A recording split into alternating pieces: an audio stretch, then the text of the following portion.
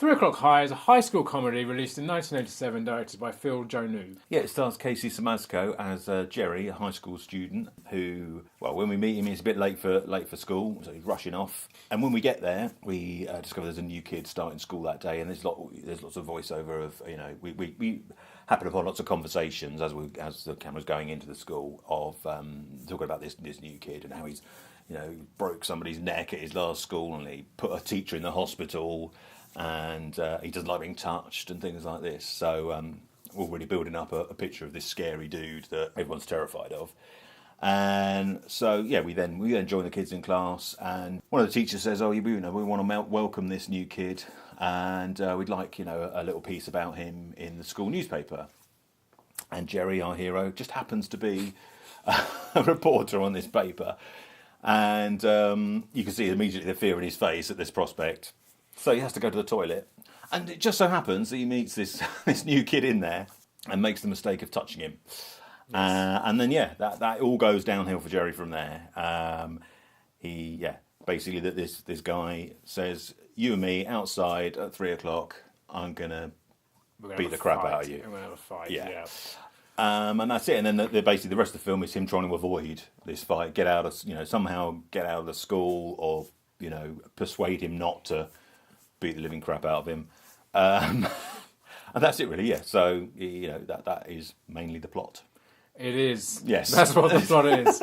Exactly, you did it very well. Thanks. Yeah, yes. So this is it's a bit unknown. This film, a little bit unknown. I think maybe in America it was may have been more known. I don't know.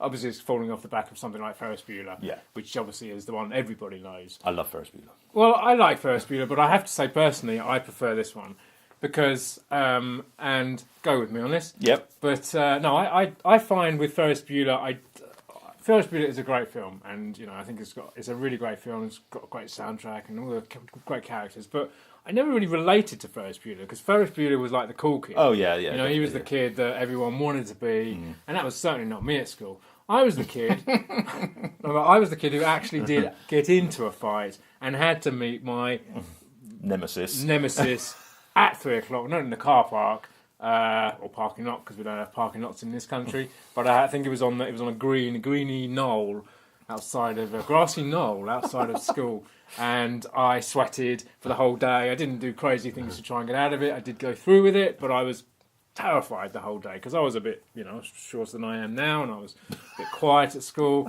So I totally related to this film when I saw it. I was like, yeah, get this film. It's also quite strange. I mean, it's not really filmed like a normal. It's not.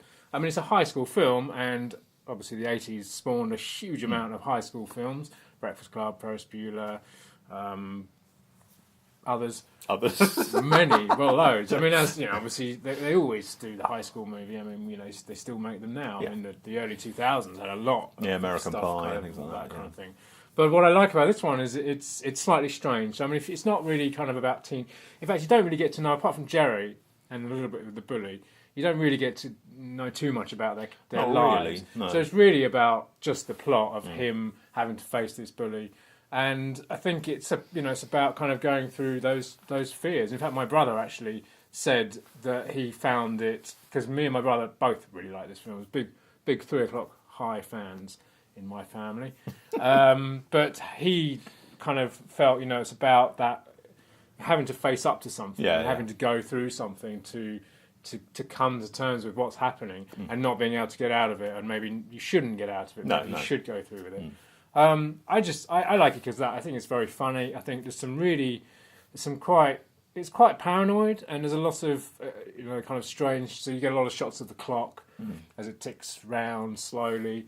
There's some quite strange camera angles going on. That's why I always liked it. I mean, it's different to things like The Breakfast Club and Ferris Bueller, and it's a different kind of high school movie. It's not quite your normal teen high school 80s comedy. No, and also because it doesn't. I mean, it has an amazing. Obviously, most of those 80s films had kind of songs on their soundtrack, and apart from one song, I think over the beginning and maybe end credits, this is a score by Tangerine Dream, which also helps, I think, to make it kind of quite strange, because obviously Tangerine Dream do a lot of quite strange electronic music. So I think that helps kind of ramp up the strangeness. But yeah, so I've always enjoyed this film. Seen it loads, and you hadn't seen it before. I hadn't seen it before. No.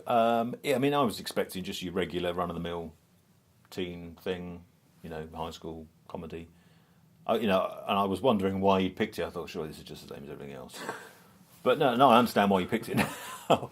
I mean, I think because of that, I took in a lot of expectations of what was going to happen and what, how certain characters were going to be, and it does sort of subvert a lot of that. Whether it's intentional, I don't know, but you mentioned learning stuff about characters. I mean, particularly the bully figure played by Richard Tyson. Yeah, Richard Tyson. He's he is very imposing. He's about a foot taller than Casey Siemaszko. But you don't really find out a hell of a lot about him, really, apart from the fact that he doesn't like to be touched and he can punch people really hard.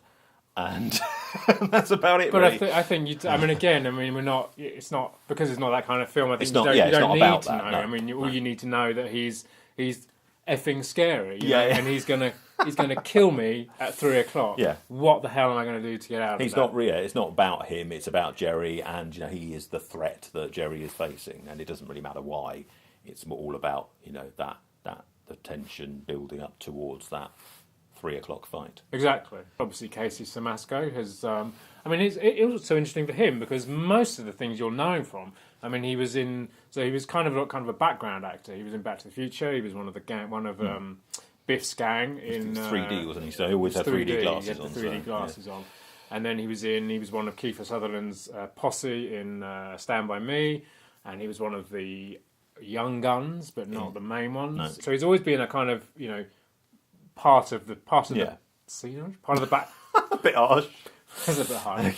And he's done some other stuff, and I think he's still around today. But I think he does it really well, and he's kind of got that quite, he's small in stature, and he's a little bit geeky, maybe. Well, I don't know. He's not that. Well, yeah, geeky, that is was he? the other thing. I think in the film he is, like I said, he works on a newspaper and he runs the school store, so where the kids can buy paper and pens and things like that.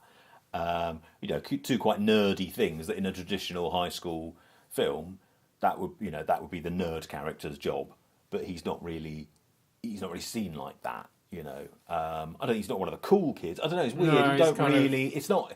Again, it's not something where you see a lot of how he interacts with anyone else, particularly.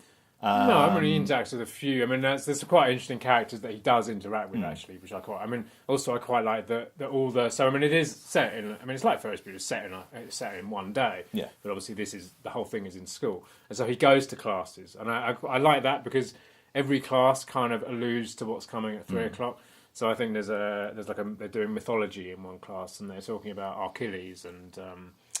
That whole story, and there's also he goes to a science class and they're showing a video of two insects attacking, Yes. and one of them is obviously much bigger than the other Yeah, one. yeah. And so, I mean, the whole film is quite. I think it's a paranoid film. I mean, it ramps up the paranoia in this poor little guy who's going to get clumped at 3:00.